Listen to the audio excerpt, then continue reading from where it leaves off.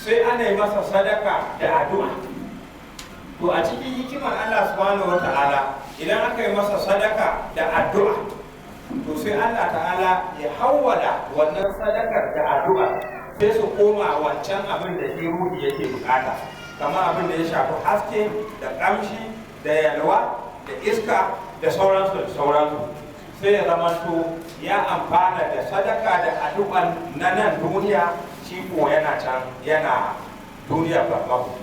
To haka zalika ma idan aka samu shi shahidi to albarkacin wannan jinin nasa da yake zuba shine sai Allah ya hawwala shi ya mai da shi wato kenan ni'ima a ƙasa da kuma haske, ya zamanto wato kira da ya yi shahada a ƙarƙashinsa yana ƙara bunƙasa yana faɗaɗa saboda ita al'umma ta shiga cikin wannan rabon gabaki ɗaya. To bayan wannan idan muka dawo gurin shi shahidi sai mu ga shi kuma me yasa ake ce masa shahidi. Kaga shi ma wata kalma ce wacce aka ciro ta daga kalmar larabci. Ma'anar shahidi shine wanda ya ga duniyar barzahu tun yana nan duniya, ba wai gani na ida ba.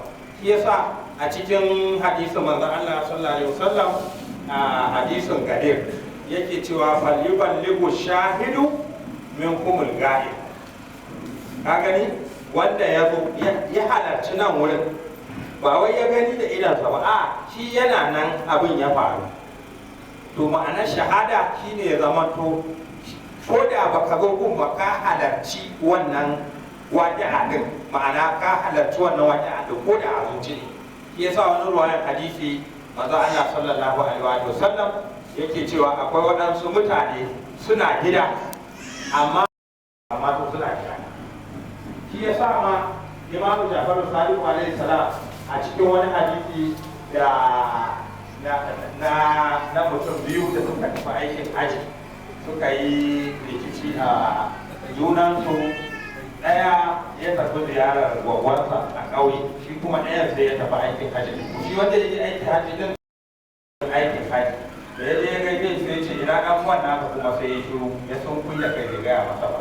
Sai ce to tunda ka koyi mun ni bari in gaya maka, mun yi rigima ne da shi kuma kuka ɓata, shi ya tafi ziyarar gwagwarsa a ƙauye kai kuma ka to aikin haji.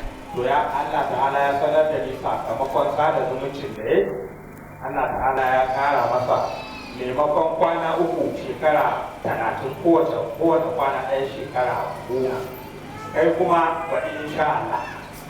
Sai mutum ya firgita zai wance ai shi ke nan an gama ai. To kuma aka ce bayan shekara ta dawo shi wannan wanda ya je wurin Imamu Sadiq din ya rasu. Shi kuma wannan tabbas mai ruwa ne ce ya shekara 30 bayan wani.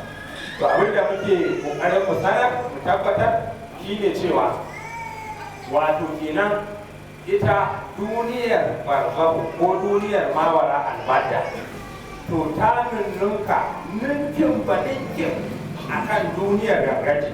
Mutum zai iya shekara 70 ko ma 100 a nan, amma kuma a duniyar barzahu zai iya yin shekara 100,000 ko miliyan a duniyar barzahu, amma kuma a nan shekararsa 100 ko 70. An kawo masalsalai da yawa a cikin alkur'ani suna nan. Daga ciki akwai misalin da aka kawo na ban Allah Uzairu wanda ya wuce ta garin Antakiya ko garin Kudus, ya tarar Allah subhanahu wa ta'ala ya jarrabe mutanen